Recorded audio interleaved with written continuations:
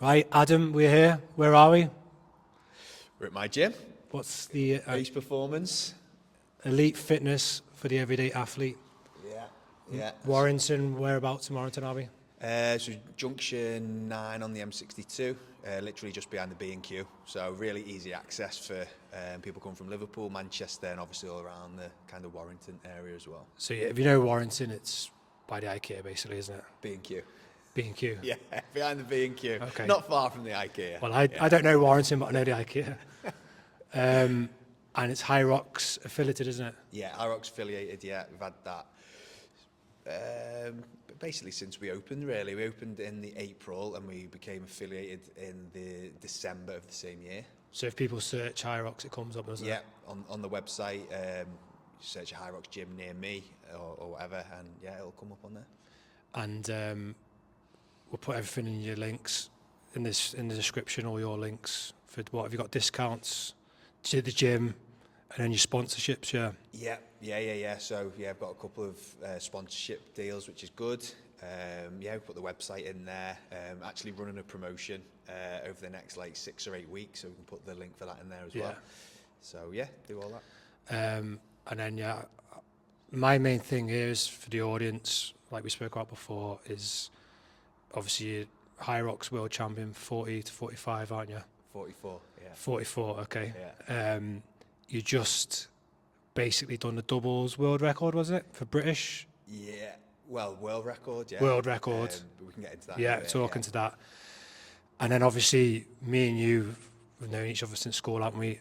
I've seen your athletic journey with your Ironman, your marathons.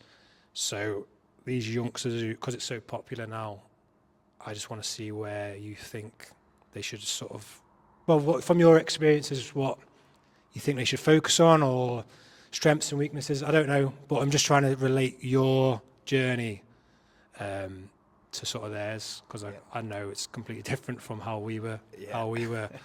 So the season's just started now, hasn't it, HYROX?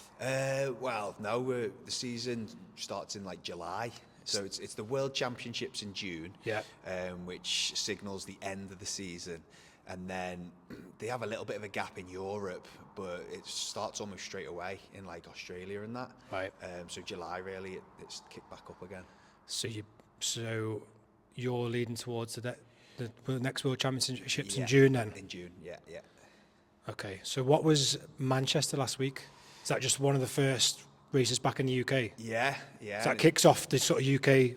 doesn't kick off the UK. Birmingham in October kicks off the UK events. But Manchester's been like kicks off like the new year, because it's always at the end of January. So that always kind of kicks off like a new year, you know, and it's become quite a big one in the HYROX calendar, I guess. I think me and you did it like all those years ago now, when it was in its infancy, really small, and now it's like a 5-day event. So really, is it? Yeah, 5 days. So wow. Wednesday all the way to Sunday.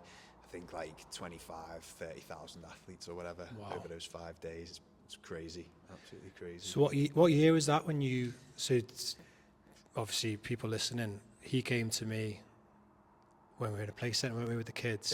I've found this random thing online. Yeah. What year was that now? 22, I think. 22. Yeah, because And how did you hear about it again? So I moved home from Thailand, and I had no work. I lived in Thailand for 2 years. I had no work when I came home, so I was on like Seek or job search or whatever, and came across it just said HYROX, and it wanted someone to go around the Manchester-based gyms teaching people how to do the row and the ski and stuff like that. So I first of all applied for the job. I had no work on, but secondly started looking into HYROX a little bit more.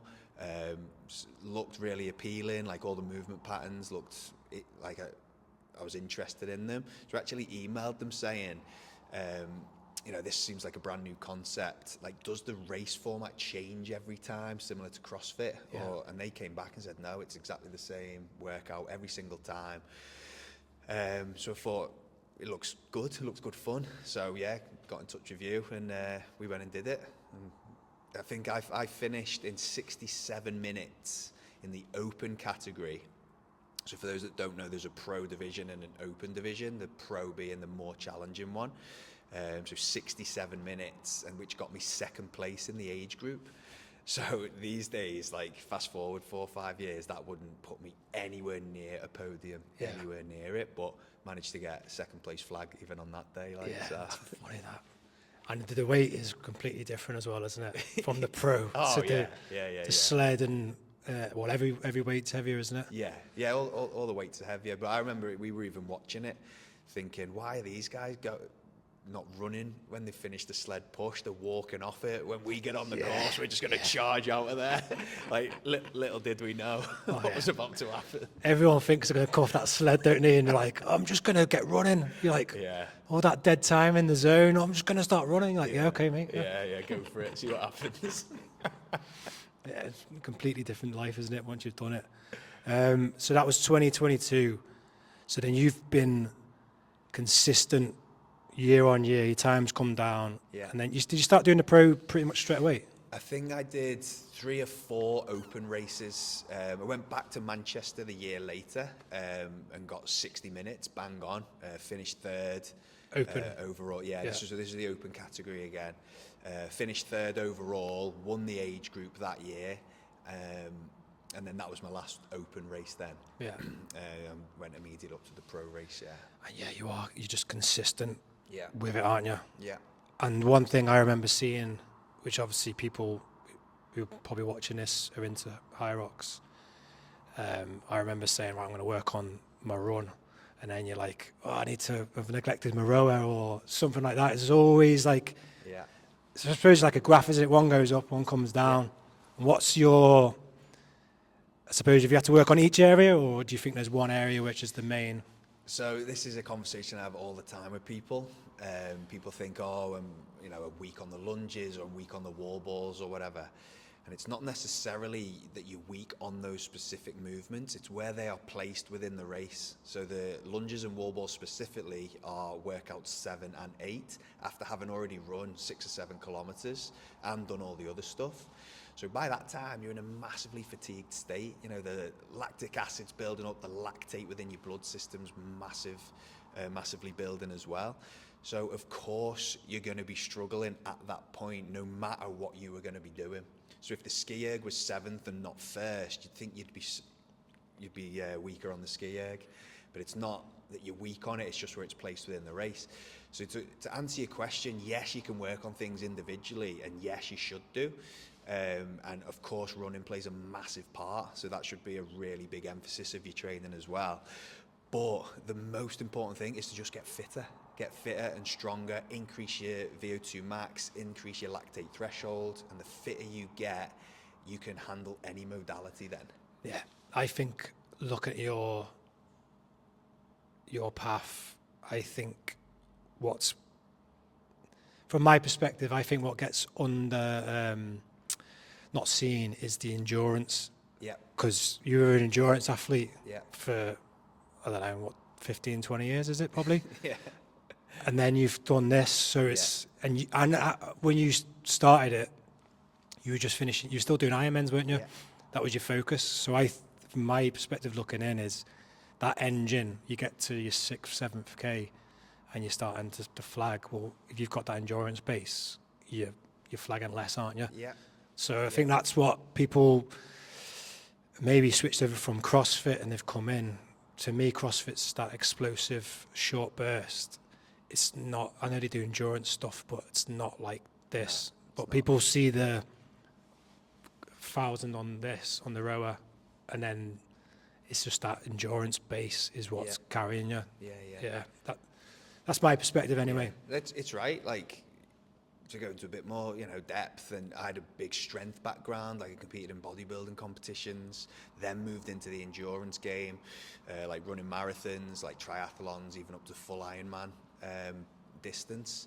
So you just, like you said, you build that foundational strength, that foundational aerobic base, and it just transfers nicely into HYROX, with obviously the specific conditioning that comes along with it as well. But what people are failing to realize is that, like you referenced there, it's taken like 15 years to get here. And to where I'm currently competing in the HYROX world, it's taken me 4 or 5 years to get here. Like, people come in and maybe do like a 90-minute effort on the first HYROX race, which is great. You know, they've got the ball rolling, but they expect to knock like 5-10 minutes off on the next race within like a 6-month period. So people just got to be a little bit more patient, a bit more realistic, and at the end of the day, enjoy the whole process of it, not be too desperate. Yeah, well, that's life though, isn't it? We want, you know, we want the 6-pack, but we want to be eating McDonald's and go drinking all night. You know what I mean? That's what I was like in my 20s. Yeah. So it's always behind us. People don't see behind the scenes. I know how consistent you are, and that's what. If you're not consistent, you're not going to get them consistent results. You know, because you are a freak in that sense. Do you know what I mean? Yeah.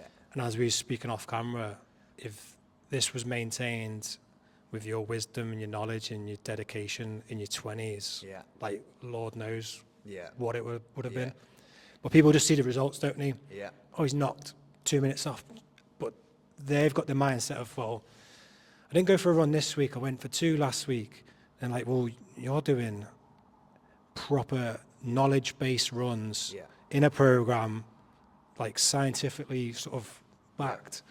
And then you're getting 30 seconds off, and they're like, well, how's he doing that? Because in their mind, they're thinking, well, I just went for a little jog on Sunday. You know what I mean? They don't see behind the scenes, do they? No. And that's, for me, the consistency is what I see in you is consistency. Yeah. And the basics are the basics, but the consistency is what will stop you getting the results. Yeah. Consistency is massive. It's everything, really. Like you said, you know, you're not healthy after one healthy meal. You know, it has to be on a consistent basis for a prolonged period, and even the hours that you've got to put into the training in order to warrant, you know, an improvement. Hey, and guess what? Sometimes you regress, and that's fine too. That's the life of sport, I guess. Sometimes you go backwards, and you actually put time onto your finish time, which isn't ideal, but it's how you deal with that as well. But yeah, people don't see kind of the hours that not only I do, like the absolute elites do. Came to a point last year where I needed to put more hours into my training if I wanted to do anything in the sport, that is, and I did want to. So I didn't have any extra time in the day to be doing anything, so it just meant I have to get up earlier, like 3:30, to make sure that I'm training at 4:30. And then finish by 5:30, ready for my first sessions at 6 a.m., you know? And that was hard at first because I decided to do that like in the January. So getting up in the cold and dark mornings is tough. As it gets into the lighter months, it actually gets a lot easier because when you're kind of just setting up for your session, it's getting light, birds are singing away. It's actually quite enjoyable once you're up. And then it becomes habitual. So you get into the darker months again and bang, I'm just up at 3:30 then, you know, getting ready for my first session at 4:30. Not a lot of people can relate to it, but to do that in England as well. People can't handle the rain, can they? Yeah. And we know what it's like up here. You can do that in the rain and the dark. Yeah. Mate, try and do that in the sun and the light. I know. Piece of cake, innit? Compared, yeah. It's not, but it is compared to like that dark, that wind and that rain. Yeah. You've got to really know what you're getting up for, haven't you? Yeah. Absolutely, yeah. You have to know.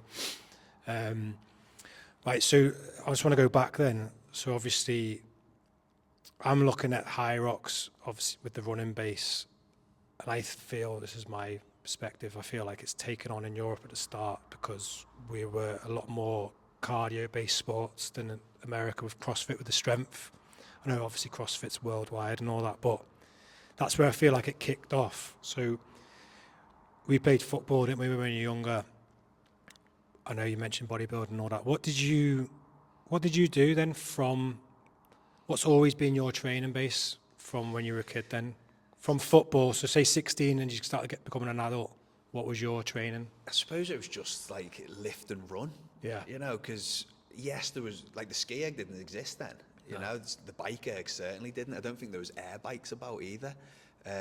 So it was just like get in the gym, lift weights to, be strong, but back when I was a kid, like early 20s, whatever, I just wanted to look good, Yeah. you know, like Arms on a Friday night. yeah, exactly.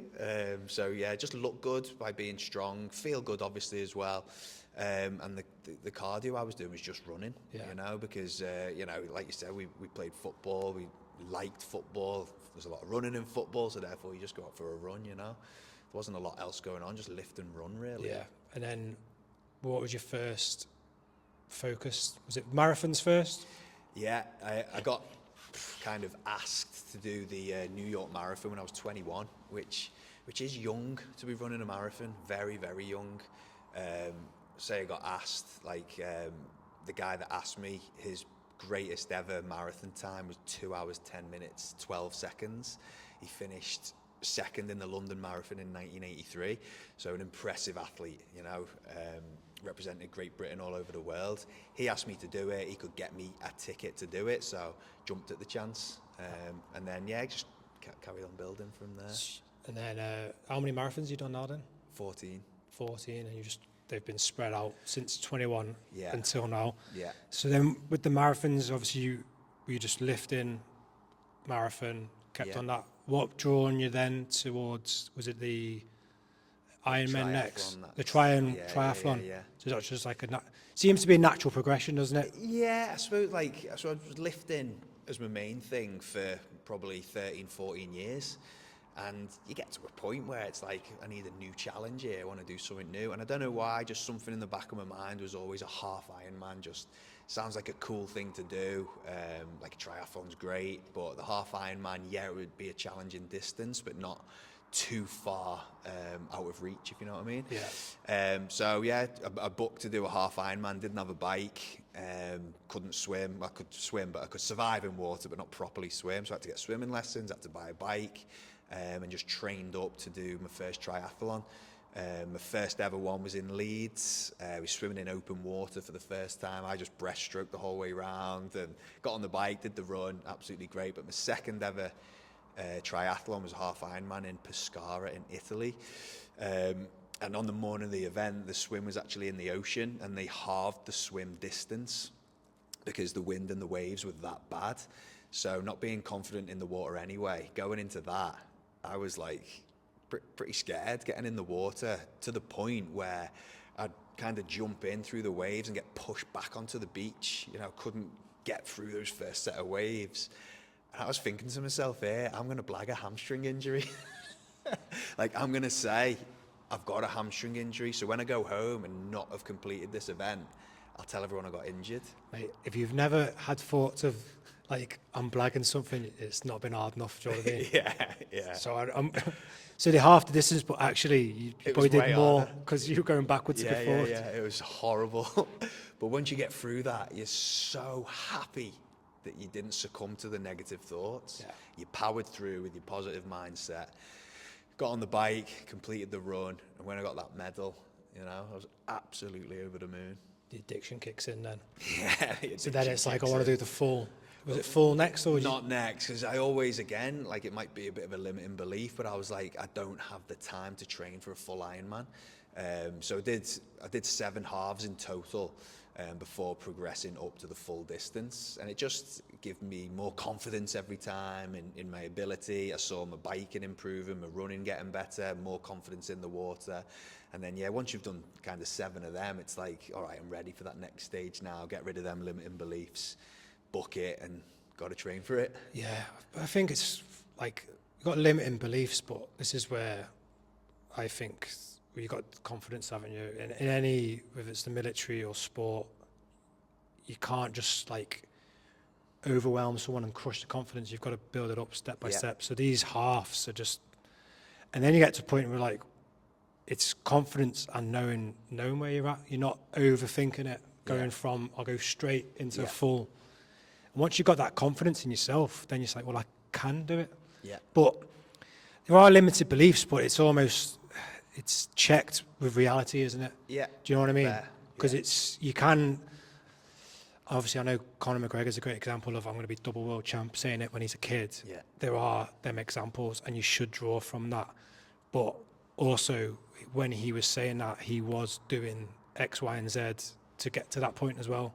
So he had his vision with his action, but I do think it's okay to go, you know what, I'm maybe not ready to do a full. I'm going to do half, do 7 halves and go, I'm ready for a full. Yeah. You're still getting to the same end, aren't you? You're just doing it in a different way. Yeah. So if you're not confident enough to be like, I'm straight here, because not everyone is. No, you're right. There are, some people are mavericks, are like, I'm going to be world champion. You're like, no one believes you because not many people can say it and do it. Yeah.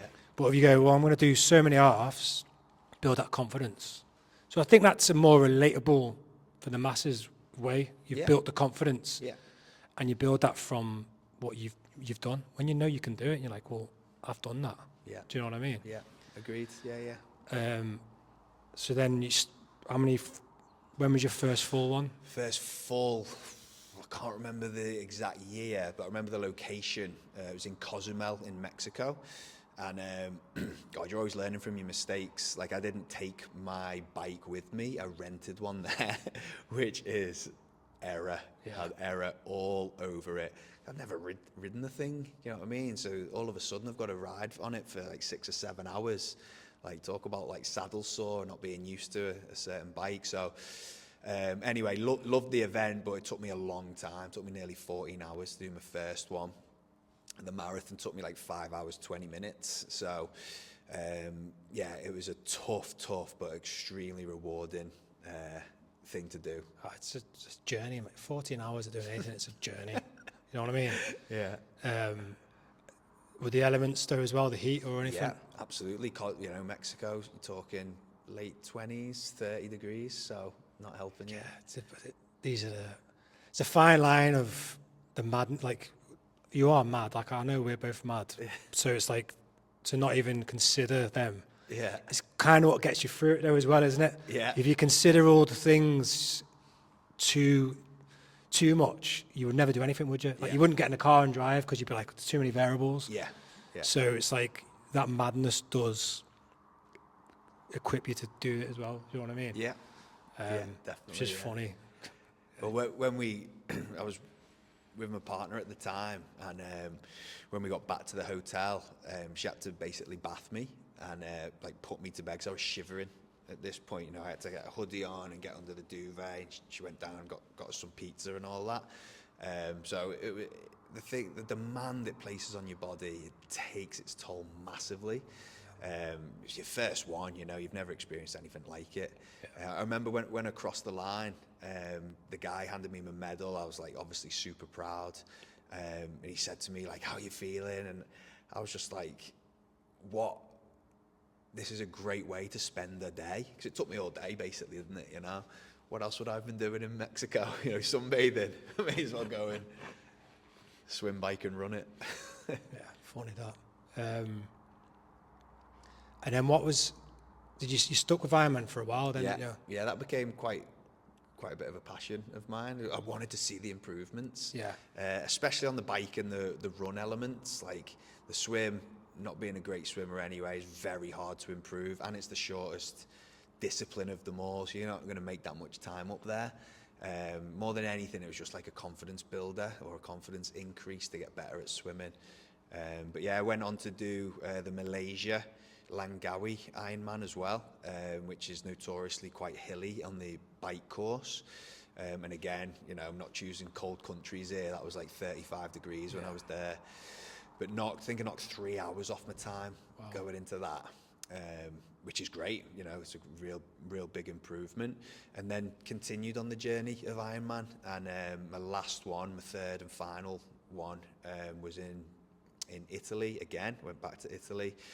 And actually broke the 10-hour mark there, so managed 9 hours 45. Is that a significant number? Yeah, it's like the elusive 10-hour mark for like the 60 minutes in HYROX. Yeah, or a 3-hour marathon or something like that. You know, especially from, you know, like an absolute amateur at the sport, to go and knock from the beginning like over four hours off your time is pretty big. But how many years was that though as well? Yeah, exactly. This is the consistency. Yeah. It's just the constant work and chipping at it. It's, you know what I mean? People don't see that, did he? No. How many years was that then from the first half? It was probably, it was definitely not one a year. It was probably 6 years. Was it? Yeah, 6 years, maybe one every couple of years, you know, so.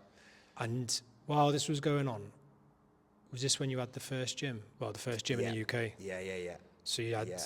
you were training people and doing that as on the Yeah. side, as well as marathons. Though, weren't you dotting Yeah. in marathons in Dotting this? marathons here, there, and So it was everywhere, all yeah. endurance based. Yeah, but always, because it's so important, keeping like that strength foundational background, you know, Yeah. like always doing strength work like multiple times a week. So I've realised it's so important, and it transfers well into your endurance work. This is where it comes into the HYROX, isn't it? Because a lot of endurance athletes don't lift, do they? No. From our era, anyway. No, I no, imagine you're they're doing right. it now. They do now, but not then. The lads who were into running Yeah. were always built like tall, slim, Yeah. and they just never lifted. I think it's changed now, Yeah. but this is where I think your natural training has brought you to HYROX, hasn't it? Yeah. You've been training for this without even realising, have you? Do you know what I mean? Yeah. So 2022 you started, and then you continued on. When was this? When did you win then the age group? Where was it? The Worlds. The Worlds. The Worlds. It was in Chicago, so that was last year, so 2025. How many Worlds have you done? I've competed in 1, 2, 3. 3. And you get invited, don't you? Average of 3 times over the. No, so you have to, if you win your kind of individual events, there's an allocated amount of places going for a World Championships qualification. So you have to do well in your individual events. And then, you get the email saying basically you're invited. So the first time I competed in the World Championships, it was actually hosted in Manchester, which is very convenient. I finished 4th that day. Was that the one I came to watch? Yeah. With so, the who's the guy in the lycra? The the Spaniard. Yeah, the Spanish. Yeah. Yeah. Forget his name now, but the year after, it was in Nice, France. So I went there and I finished 3rd. So I got the bronze medal for my age group, which at that time was 35 to 39 age group. And the guy you've just talking about, the Spanish guy, he won it. Right. Yeah. So he went back and won it. So a year later, I qualified for the World Champs, which is now in Chicago, obviously in the States. And I've popped up an age group now, so I've turned 40, so I'm competing now in the 40 to 44 age group. And I managed to win that one, so I've got the gold medal there. And what was the time on that then? I finished in 59.18, which isn't like absolutely rapid, but when it comes to the World Champs, it's not about time.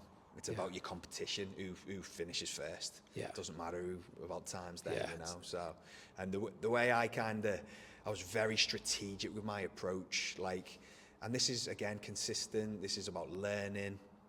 I used to absolutely smash it out of the start tunnel and get to like that ski erg and like 1st or 2nd place, get on the sleds in 1st or 2nd. By the end of the race, I was dropping the farmers' carries and I was getting overtaken and finishing 6th, 7th, 8th or whatever. This time round in Chicago, I started really quite far back in the start pen, let all the guys go, got onto the ski erg in about 10th position, and then off there I was in the sled push in maybe 5th or 6th, sled pull 4th, and I just kept clawing away, just pulling them back one by one. Actually went into 1st place on the farmer's carry. Like I said, I used to, because of the fatigue setting in, I used to have to drop the kettlebells, but this time I just, marched straight through them, overtook 1 or 2 of the guys, and then I was in 1st place. It was about hanging on then, and come out the lunges, and it set in. I was like, I could win this, There's a run to go, and the wall balls. And again, in previous races, it seems to be that I've really smashed through the wall balls very, very well, or the fatigue has really hit me at that point, and I'm stumbling through them. One or the other. Yeah. So coming off the lunges, I was thinking these guys aren't going to be running any quicker than me here, so I've just got to maintain my pace, get in there first, and hopefully feel fresh and do a good job on the wall balls. So anyway, came into the wall ball station in 1st place, started my set. And the guy picked the ball up next to me when I was on about 15 reps. So I thought, I've got a 30-second lead here, I've just got to hold on to it. I actually went through all the way to 92 I actually broke the 100, but because of all the no reps that I was, kind of accumulating, I had to break at 92 with 8 to go. Took a glance across, saw he still had 20 to go or whatever. Thought, I've won this, So picked the ball up, hit that last 8 reps, crossed the line, and that's that. Yeah. That's like when you're saying that, I was thinking of Rich Froning in CrossFit, where he used to always be taking breaks. Yeah. And then people be flying ahead. Yeah. You've got to have some. It comes with experience and wisdom, but to have that confidence to go, because anyone who starts HYROX at any level sprints out, don't they? Yeah. And you think, as soon as I get to the ski erg first, I'm the man, or not the man, or I'm doing well. Yeah. But it's a different type of race, isn't it? So that's, to have that confidence is, it's experience as well, isn't it? Yeah. What also makes me laugh is that the wall balls, it's just that, like, there's certain things, isn't there, in life where you can finesse something out. You need certain skill to do this, to do that. And then some things are just brute. Grit. And that's what it is, isn't it? Yeah. It doesn't matter. Like, there's no skill to it. Yeah. It's just heart and grit, isn't it? It is. However, it is probably, during a HYROX, it's probably one of the most skill-based stations. Okay. Because there's precision involved. You have to hit the target. And there's also your squat depth that you always have to hit as well. Yeah. Well, you're saying the skill to wall balls, go on. Yeah, so...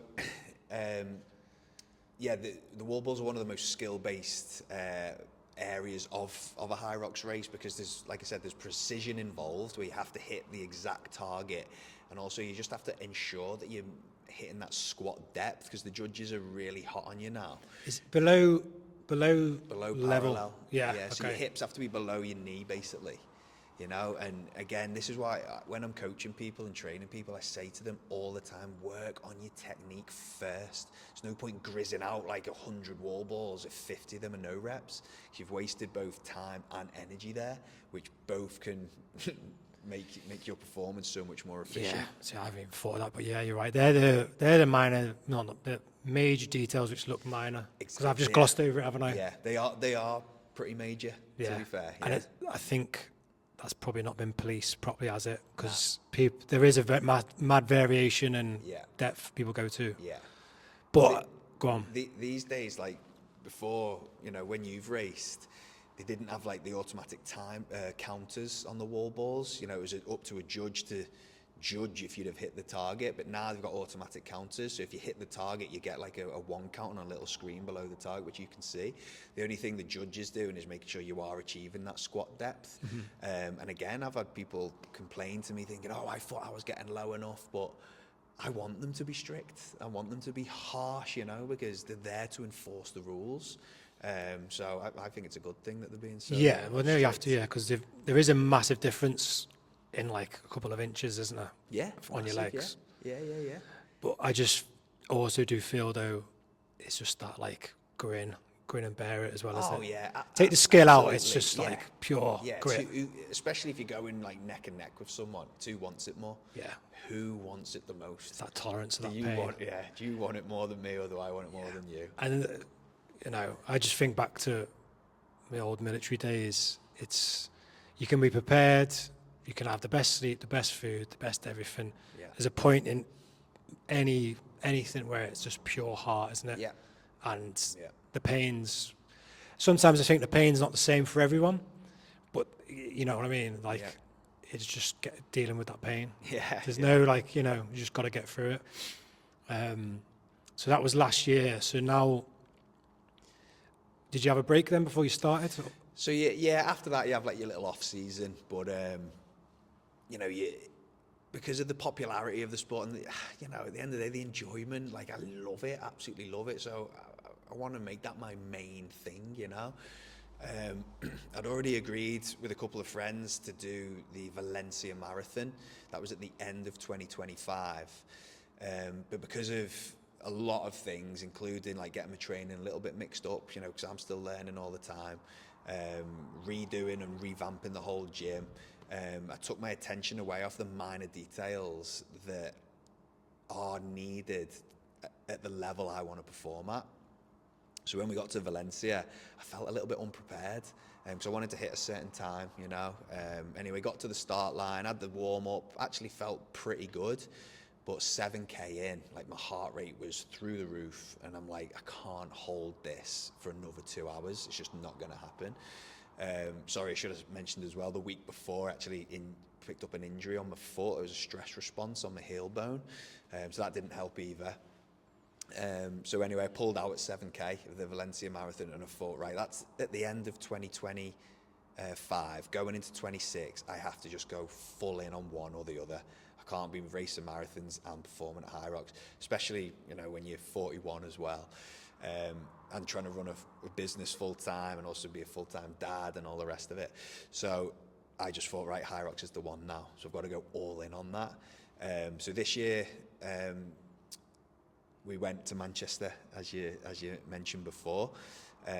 Felt pretty good going into it. I was racing twice over a 3-day period. One in the open doubles, okay, so it's the open same gender doubles, and then one in the mixed doubles, which is where you team up with someone from the different gender, which I'd never ran before, so I was quite excited about that. But going into the open doubles with my partner Alex, who's also my age, we thought we could be on for a world record here, because the current world record was 52:34, I think it was. So we thought, we're going to go for this, you know. Anyway, the race was going really well. Across in your age bracket, or across the whole thing? No, in our age bracket. Okay, yeah. So age bracket 40 to 44, male open doubles. The 50. world record was like 52:35, I think it was. Yeah.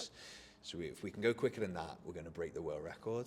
And Alex is a tremendous runner. He's like a 32 or 33 minute 10K runner, like ridiculous.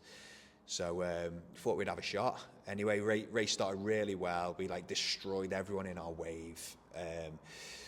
When we got to the lunges, Alex gets the bag, puts it on his back. I thought we were on for a time here, and I had like a lapse in concentration and actually broke one of the rules. What was it?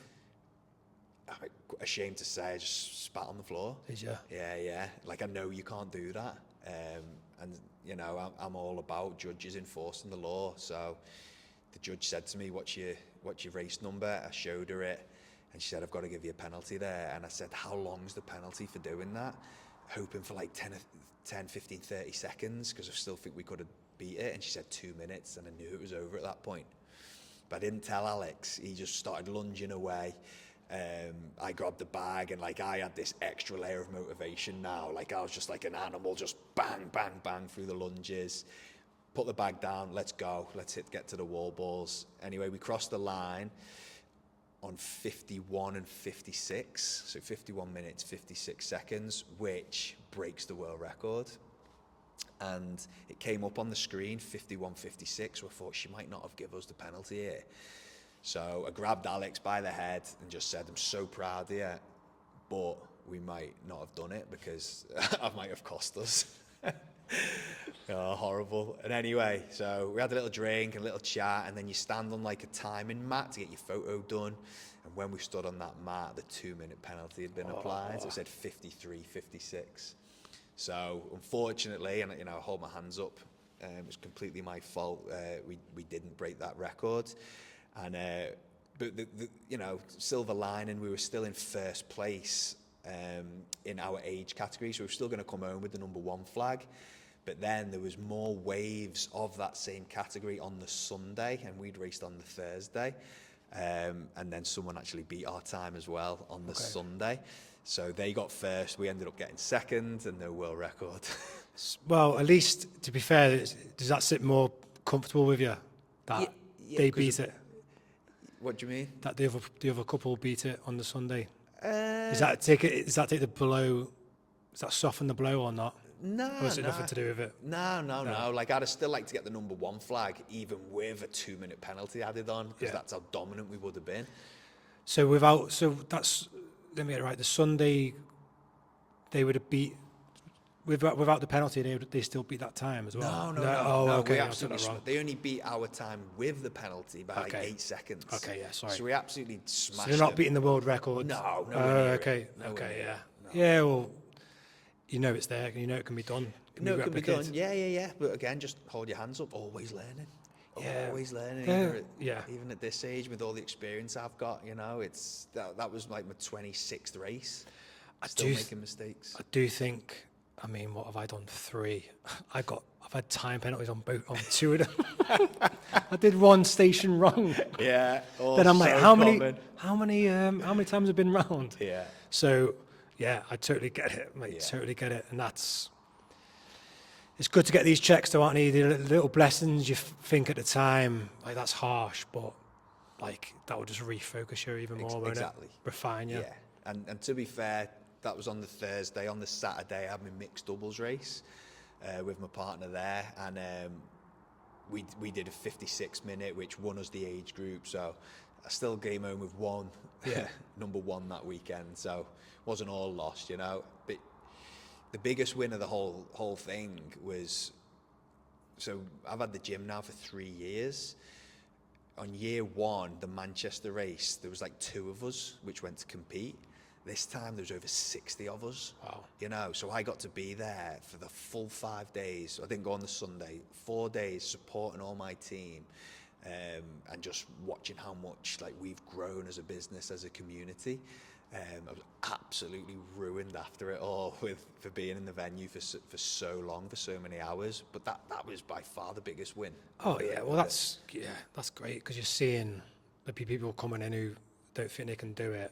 They've came here, they've progressed, and then they've taken instruction and they've gone out and done it. Yeah. And the feeling of afterwards. So exactly, that's quality, and then to share it all together, that's brilliant. So that was. So you didn't do a single on that one? No. So is that because you knew you were doing the 2 doubles? No, it was, I'm all about like purposeful structure and make sure your training is like on point, basically. So obviously I didn't envisage failing at the marathon, but I knew it was going to be part of my journey progressing, into 2026. So if I'd completed the marathon in the time I wanted to do, I'd have been in like massive like fatigue for 4, 5, 6 weeks after it. So having a HYROX booked like 7 or 8 weeks after the marathon was a really nice time frame to come into that, but only if I chose the right events at HYROX. Yeah. So you got to be thinking ahead all the time like this. See, this is what I was saying to you offline with what I watch on YouTube. I see now, side note to this, we just pause that, there's a lot of military style training where you just grind yourself. Someone who's gone through that, it's not healthy, but it's for a specific reason. You're going to war and you're fighting, you're putting your body through hell, but it's not sustainable long term, and it's for an unhealthy cause. I feel like that style of training seeped into civilian life and it's become popular, like this grind culture. But you're like, why are you doing it? Do you know what I mean? Yeah. It's like we were doing that to go to war, not to like, you know what I mean? Lads now at 40, lads' bodies are broken in certain ways.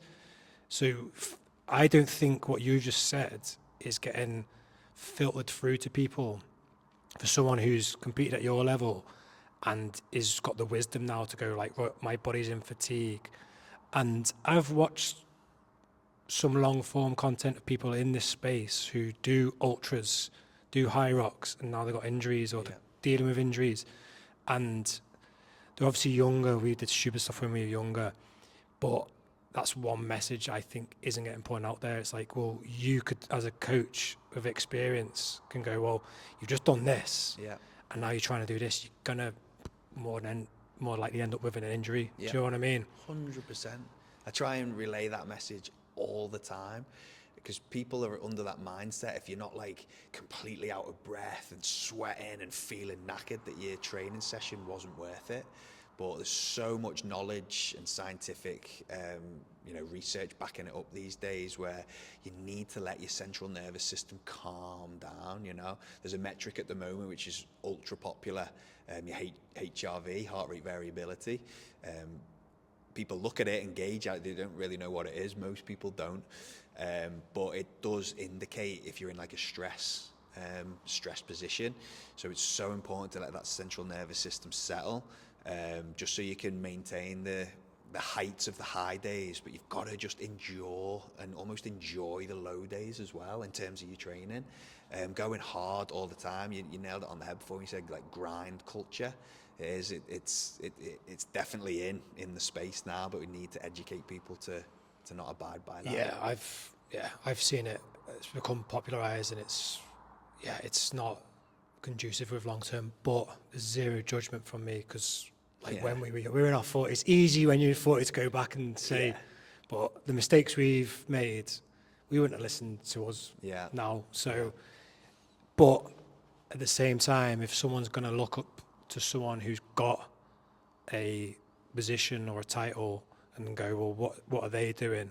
It's like, try and take that message in a whole capacity. Yeah. You'll listen to me when I say, let's go hard and sweat and die. Yeah. But then over here, I'm also saying, you've just done a marathon. You need 4 weeks off. Probably not a good idea to do this HYROX. And you go, oh. Yeah. Do you know what I mean? Yeah. So it's like, if you're gonna enjoy someone's accolades, and you'll take part of the message. Yeah, it's taking the whole full message. Yeah, Exactly. And that's where I think what you're promoting there is healthy, because I see a lot of just the grind. Yeah. And then, I think it was prevalent in CrossFit. You know what I mean? You have people doing these complex lifts, too heavy, too soon, and they're getting injured. Yeah. It's within the culture of the gym to be promoting the whole long-term view. So. Yeah.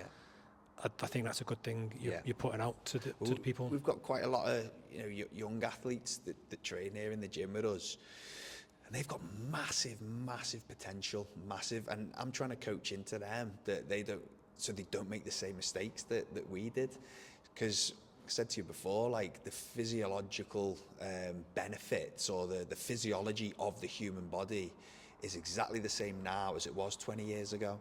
So if the younger athletes can apply the structure that I'm applying now to their bodies now whilst they're so young, the benefits they're going to see in the years to come are going to be massive. And they're going to be like much better than me when they're my age. Yeah, well, I do think, everything happens for a reason. I do think the youngsters coming through now, they're not living how we used to live, are they? No. Where we used to treat our bodies like insanely terrible, weren't we?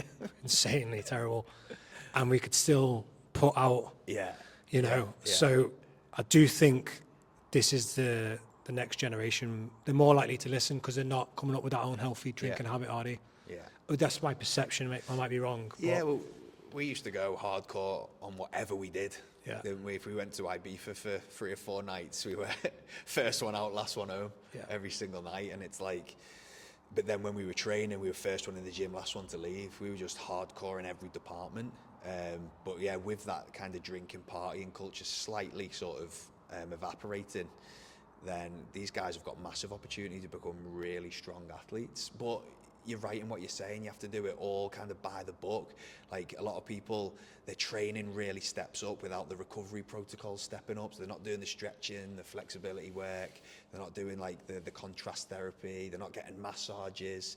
Most people use massage and physio as rehab tools instead of prehab tools, So you just need to make sure they're doing everything in order to get that longevity. I do think there's an element you can only mitigate, like they say, wisdom's wasted. Is it wisdom's wasted on the old and youth's wasted on the youth? Something like that. It's like there's only so much like can be passed. I just think when you're young and when you're older, you might get 6 of the 10 will take it on and the other 4 won't, but they get to 40 and you go, I wish I took that on. Because that's how we look back, isn't it? So you can only just be the example. I think a lot of too many laws, too few examples. If they're seeing the leader of the gym and they're coming to your community, do you know what I mean? And this is how I'm doing it. So if you are the example, follow the example, because examples are better than rules, in my opinion. Yeah, agreed. So there's no point in you saying do it and you're not doing it. Yeah. You know what I mean? Absolutely. So these youngsters then who are, I know that Hunter, I don't know who's the champ now, but these youngsters coming through, what sort of, are they top-notch athletes who are getting drawn into it, or have we not hit the peak of it yet, do you think? Well, So the great thing is everyone in HYROX at the moment has got a little bit of a background and they've transferred over to HYROX because it's so new. It's still only like 7 or 8 years old. But guys who are like 15 and 16 who are looking at it now are actually going to be HYROX athletes, HYROX through and through. So they can tailor their training at such a young age to get the best out of their bodies and performance specifically for HYROX. Whereas like myself and, you know, the guys who are at the top of the game now have had to pivot into HYROX, if you know what I mean. So they've got a massive opportunity to be like super strong, super fit, and you know, just perform at the very, very highest level. It's a bit like, reminds me of the growth of MMA. He's had exactly. the rest, yeah. Exactly Had the yeah. So we're clearly not nowhere near the sort of athletic potential. What can come then, are we? No. With the times wise, No. I mean. Yeah. Well, times reflect performance, don't they? So as times are going to reduce because performance is going to enhance, basically. Yeah, I mean, there probably is what is the quickest time now? Do you know? For males? 53 something by Alexander Ronkovic. He's a Austrian guy. Yeah, no surprise. Yeah, ridiculous, 53. Growing up in the mountains. Well, ex-swimmer. Right. You know, so he's got that massive swimming background helping him. But like I'm saying, like everyone's got a background at the moment. Yeah. But the up and coming guys coming through who are, you know, not even in the 20s yet, they're going to just have a HYROX background. Yeah. So it's going to be ultra specific. Yeah. There is, looking at from MMA standpoint now as well, I do think there's like a certain sport within that which like is kind of like a base or whatever. Yeah. But then it does fluctuate. So I wonder, swimming for the VO2. It'll be running.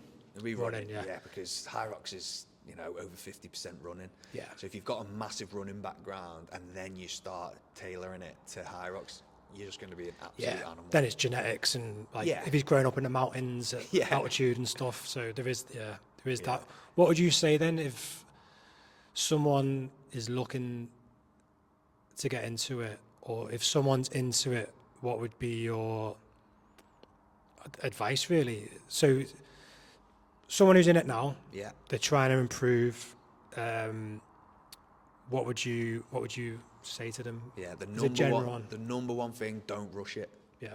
Stop trying to get somewhere so quickly, you know. Can we not enjoy the process? You know, on the road, if you're aware of like a rower or a skier monitor, it's got a per 500 meter pace on it, which let's just say it's 2 minutes per 500 meters. That means the current pace you're rowing at means that you would complete 500 meters in 2 minutes. Okay. Most people are trying to get down to 150 from 2 minutes. Can we not get to 159? Just knock 1 second off. And then a couple of months later, knock another second off. Just incremental increases and performance increases rather than these massive chunks. It's like someone's best effort 10K going running for 60 minutes, right? But wanting to come back and a couple of months later do 50 minutes. It's just not going to happen. You're not going to where are you going to find that 10 minutes from? So can we not just enjoy the process of becoming like a stronger athlete, a more in tune with your body athlete, and just seeing those incremental increases all the time instead of wanting that really quick fix? Yeah, so it's that like drawing back that human nature, isn't it? Yeah. That, like, well, it is human nature, but at the same time, when have you ever, in a sporting sense, become super elite over a 6-month period? Yeah. It takes time. I agree. And I think that's when if you're watching stuff, you're only seeing, like on YouTube now, you're probably watching, or if I talk for myself, people who are elite at it. Yeah. So then it's like, well, if I buy these same trainers, if I turn up, and they're only giving you, not on purpose, well, not saying it could be, but they're obviously gifted athletes, genetics, but then they've been doing it for 10 years or from a child. So what you've explained with your journey, then they're missing that journey, aren't they? That consistency, that like a minute over two months, 2 minutes over 6, you know what I mean? Yeah. So it's just trying to, I suppose people listening to your story now, that would hopefully hit home then, that it takes time. Yeah. It's like, I know you've got, a bit of a martial arts background, but no one goes from white belt to black belt in a year, do they? Yeah. It takes a lot longer Yeah. than that, and the word consistency, dedication, turning up every day, making sure you're available every day by doing the recovery stuff, the nutrition, the sleep, everything that goes into it. Yeah. You've got to be all in. Okay, and then anyone who's scared to join or wants to join or wants to do a race, what would you say? Yeah, so HYROX was actually created for that person. It was like the middle ground of, I'm going to the gym, I'm not really racing, like what can I do in between? And it's to find a purpose to your training. It's to, go and put the cherry on the cake after all this training is done, kind of go and express myself with the victory lap, So, if people are kind of scared or don't know kind of where to start, it's just about finding a gym, such as here, talking to the coaches, talking to the people, and then listening to other people's experience from zero to kind of where they are now, and hopefully becoming inspired by their journey and wanting to get a bit of their own, Yeah, I think my perspective looking at it is like what you've got here with that, you say 60, it's a community. Communities eroded in general in this country, without us knowing our neighbours. So to come to a community, to feel as one, to have a goal towards something, and you've shown me that for your journey compared to mine, having something to train for, training just is easier, and it's fun. Your training should be fun anyway. You should enjoy it, but them days when you can't really be bothered, but you want to, it just makes it easier when you've got to focus, which you've always done. And I do think it's a positive rather than like, I'm going to go out all weekend drinking. No, I'm going to train because I'm going to go and do this. So that's good. And obviously your motto for the everyday person, it's bringing in that it's available for everyone. And that's what I think HYROX is good for. Agreed. I know everyone like or look down on the fad or whatever, same as CrossFit, but well, the bigger it gets, the more stick it's going to get. But it is very inclusive. Not everyone can do like an overhead squat or walk on your hands like CrossFit requires you to do, but most people can do the movement patterns that HYROX expects of you. So I think that's why it's good as well. Yeah, no, it is good. I was going to say anything else. I'm trying to think anything else which would be important to people or to take knowledge from. I think your journey, just that consistency for me, and then the only thing I would add, which I've seen, which also people don't see, is like you don't drink anymore. You're always consistent with your diet.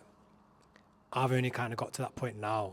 I'm obviously not doing what you're doing, but the only thing I would say for the youngsters is, or anyone coming into it, is you want a HYROX time, don't you? But you want to carry on drinking. Yeah. You want to carry on eating crap. Yeah. And I know my training's always been like this. Yeah. But if you actually cut your drinking away or down or off, and you start becoming healthier, your training just goes like this. Yeah. And you're just not coming down. That's the biggest thing I've learned over my life, is just, so I'm just saying, if someone's coming into it and they're like trying to do it all, you're going to be like this. Yeah. But one thing, you gave up drinking, when was it? How many years? 29th birthday. 29th birthday. 12 years now. And I remember when you done it, and it's just like, have you seen that constant? Yeah, absolutely, yeah. One of the biggest things contributing towards that constant progress is, instead of being hungover on a Sunday, I was in the gym on a Sunday, so you get an extra gym session in. On a Monday, when you can't be bothered because you're still feeling a little bit rubbish, you were training well on the Monday, having not been hungover, So your training takes an absolute elevation. Your nutritional choices take absolute elevation as well. And you're just not putting that kind of toxicity into your body. It's poison, isn't it? Yeah. It is poison. Exactly, yeah. And I only want to put it up because I've spoken about alcohol on like this channel a lot, and that is just one thing. When I was in it, I just thought that was normal. Yeah.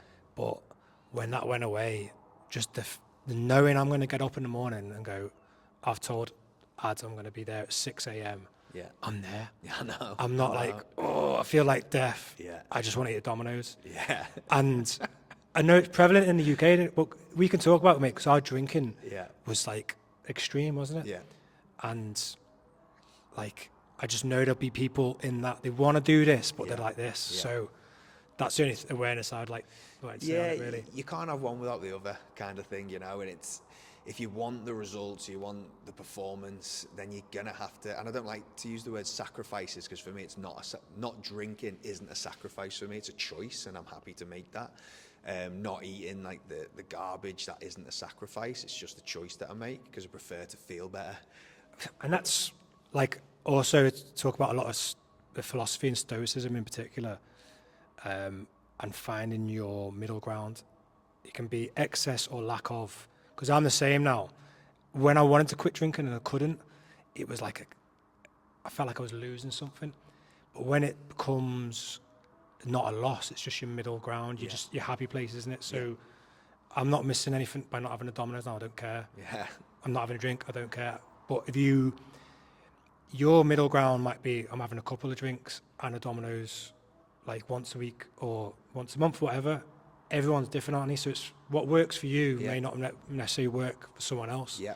So like, we're all individuals, aren't they? So it's probably people who might be intimidated by coming into the gym like this and seeing you and like, oh, he's so strict, he's so this. But it's like, you're not being strict. You're just living how you want to live, aren't you? Yeah, exactly. But people see it as like, he's being strict, he's, whatever. But we're all different, aren't we? But it's people don't have to be you either, do they? No, not at all. Find who your ground is and what you do. Yeah.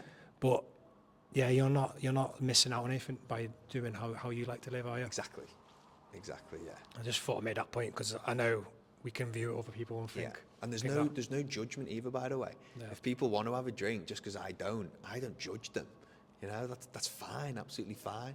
Like if they want to have some cheesecake or whatever, I don't judge that. No, I know you don't, but this is where I think sometimes people hide it from like a leader, don't they? They do, because they think, he's going to look bad. Like, no, Yeah. you do you. We're all different. Yeah. And it's the same as you see anyone in life. You just find your path. This is you're just being your authentic self. Yeah. And if people can take a point. Having said that, though, it's like if you had a young 17-year-old who says, I'm going to be HYROX World Champion, it hits a point and goes, well, if you want that, you need to give up drinking. Yeah. If you want that, you need to do this. There are them clinches out there. Yeah. But that's the extreme end of it again, isn't it? Yeah. And obviously, you are at that extreme end, aren't you? Yeah. So there are points where I'm going to give up my marathon stuff now because I want this. Yeah, exactly. So there are sides to a coin sometimes, isn't there? Yeah. But for the everyday athlete, Yeah. it's your spot, Exactly. isn't it? Yeah. Brilliant. So, we're in Wigan. People know where you're at now. All the same to me, but Warrington. Close enough. And we'll have all your links in the description. And then you're on Instagram, aren't you? Yeah. What's your handle on that? Instagram, so it's Adam, call it Ace. Yeah. So we'll put it in the You put it in the thing, description. Brilliant. Nice one. Yeah. Cheers. Said. Nice one, bud.